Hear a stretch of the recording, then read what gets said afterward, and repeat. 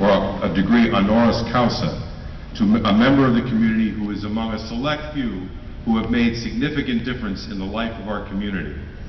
Regrettably, our honorary degree recipient at this ceremony, the journalist David Brooks, had a family emergency and could not be with us today.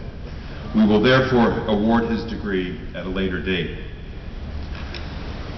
Therefore, I turn the podium back over to the provost.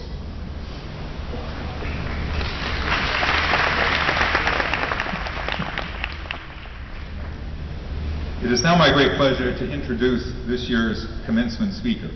We're extremely fortunate to have with us today Christine Quinn, New York City Council Speaker. Speaker Christine C. Quinn has spent her career in public service fighting for policies and service that are critical to the lives of New Yorkers. During a period of economic uncertainties, she's worked to diversify our economy, investing in growing job sectors like healthcare and the food industry, and helped our city develop an economy of innovation through tax credits and initiatives to support new ventures and therefore new jobs in the 5 boroughs. The Speaker has also been effective in creating new affordable housing and protecting tenants, expanding the city's universal pre-kindergarten programs, strengthening environmental programs, and she has worked extensively on issues of justice and equality. The Speaker has also been a staunch advocate of public higher education. She has prioritized investing millions in the City University of New York. For instance, at Baruch, the Speaker has funded improvements to our Student Computer Center, facilities, and data infrastructure. She's been a truly great friend of the Baruch College and the City University and has made great strides in improving our city's quality of life. Please join me in giving a warm welcome to Speaker Christine Quinn.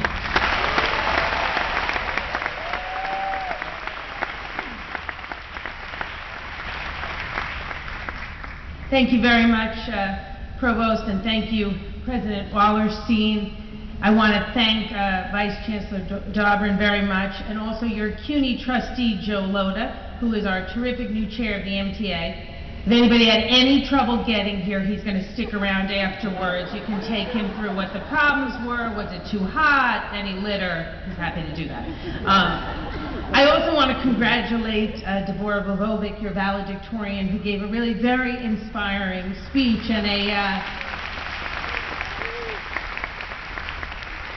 great recommendation on being a risk taker and following your heart and your gut. So thank you very much for that. She is a tough act to follow. So most of all, though, I'm so honored to get to be here today, to have the opportunity to congratulate all of you, to thank you for inviting me today. As has been said already, but it bears repeating, many of you have family and close friends in this room today. People who've supported you as you pursued your degrees and chased your dreams. Parents, grandparents, siblings, children, spouses, friends, relatives. Today is as much a testament to their support as it is to all of your hard work. So let's take a moment and give all of them another round of applause.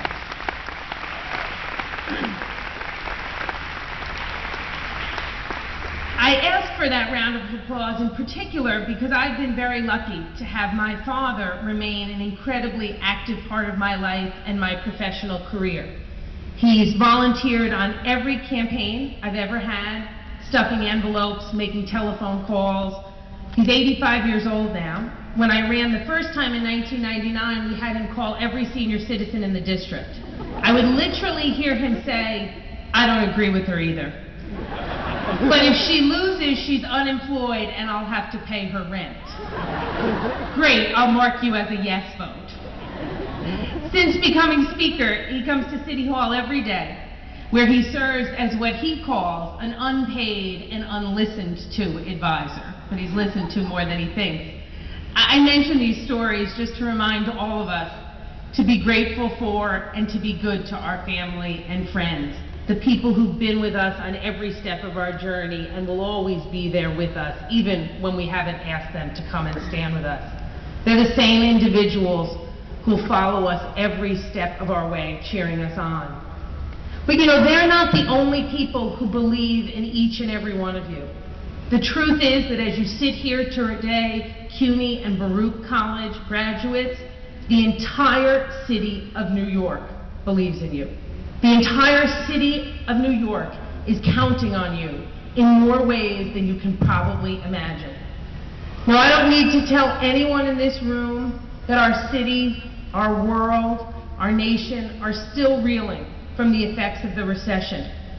Unemployment is still too high, and jobs are still too hard to come by. I'm sure many of you are worried as you sit here about whether your new degree will help you get the job that you want and that you dream of. Now, I can promise you that myself and all of my colleagues in Mayor Bloomberg are working as hard as we can to find ways to diversify our economy, to strengthen it, and to help get more New Yorkers back to work. But in order to do that, we're going to depend on all of you a great deal. Because the truth is, you, CUNY graduates, Baruch graduates, you're our secret weapon in this fight.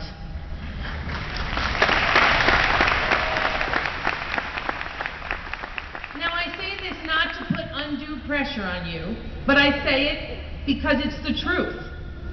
You're the ones that are going to go out there and start small businesses and put your friends and neighbors to work, creating good jobs.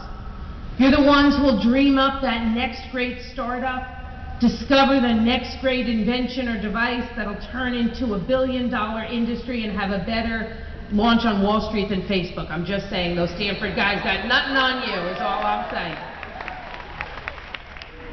You're the ones who've acquired the skills to give New York City the most talented workforce in the world, the kind of workforce that makes every employer in the world want to come and locate right here.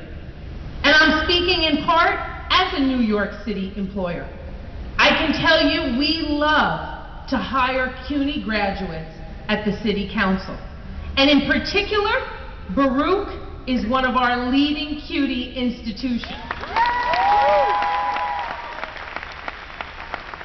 In fact, on the walk in here, the President and I were reviewing it, and we think a half to three-quarters of our finance division, the people in charge of the budget, are Baruch graduates, which might be why we're such big supporters of CUNY. But I mention that also because we know in city government that CUNY Baruch grads, you're the people who will help us solve the city's most intractable problems. You're the people with the intelligence and the degree to help us figure out how to improve our public schools, to help us figure out a manner of policing that doesn't disenfranchise and target communities, that you'll help us find ways to reduce gun violence in our neighborhoods.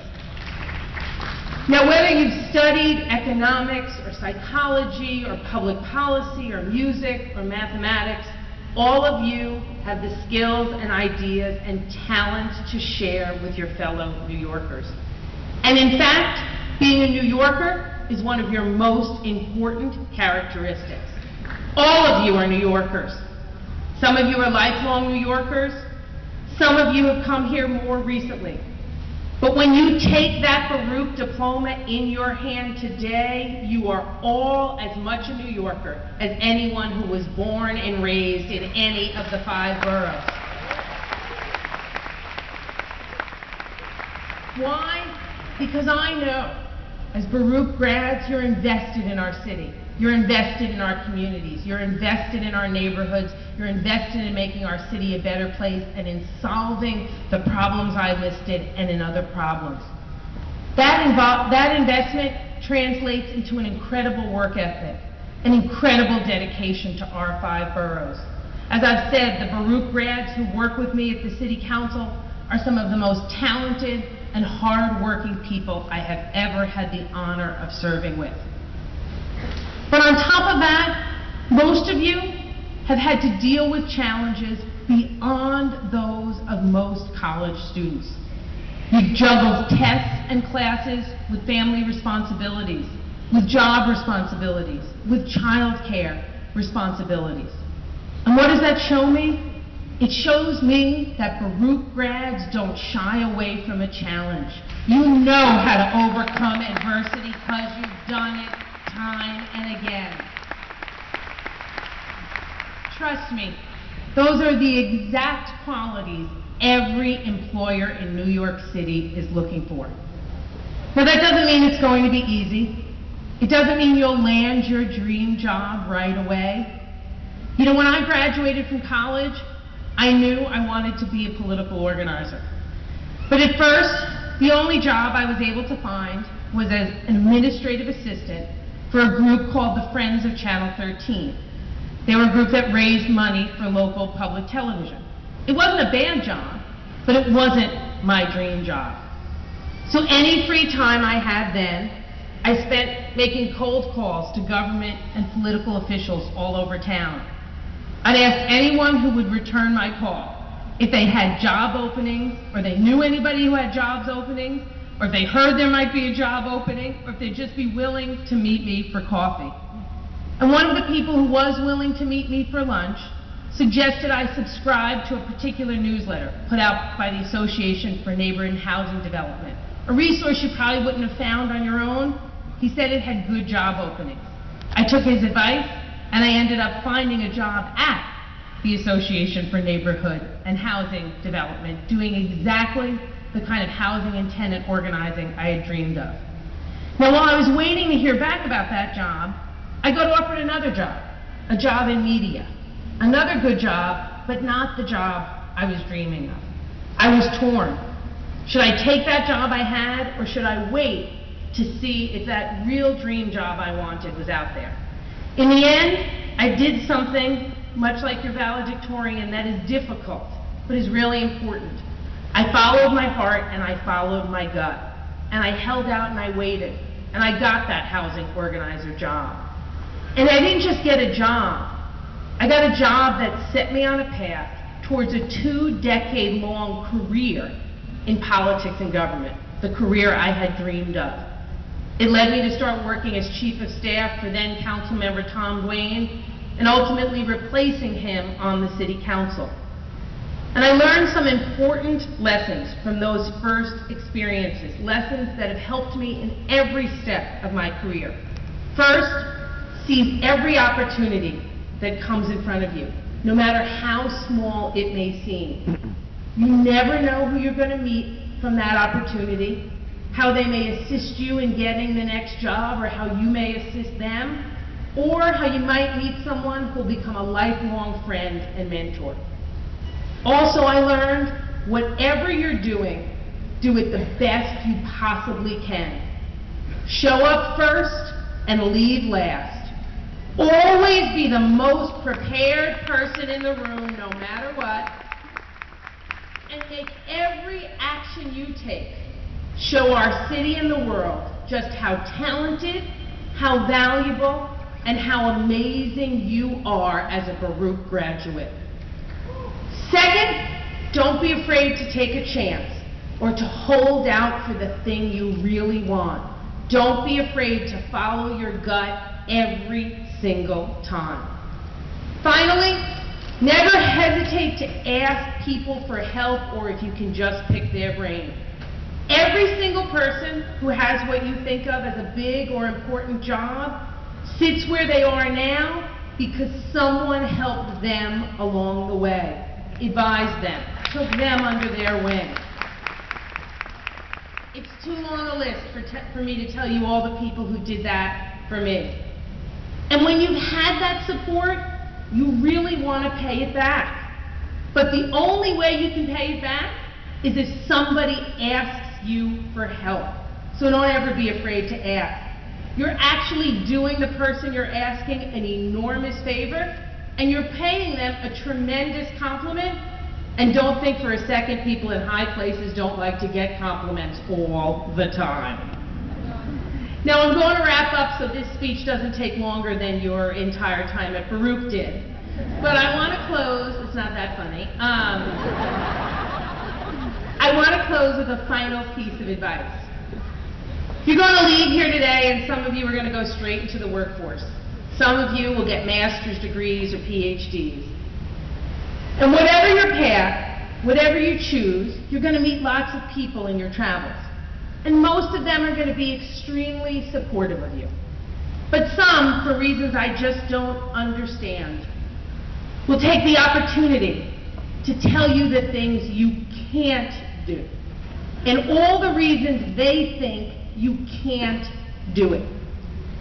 7 years ago, when I was running for Speaker of the City Council, people told me, it felt like every day, but not infrequently, people would approach me unsolicited and tell me that I didn't have a chance, that I couldn't win, that my colleagues would never vote for me for Speaker.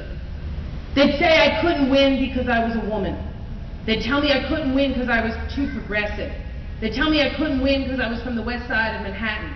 They'd tell me I couldn't win because I was a lesbian. All of these things I knew when I woke up that morning, let me just tell you.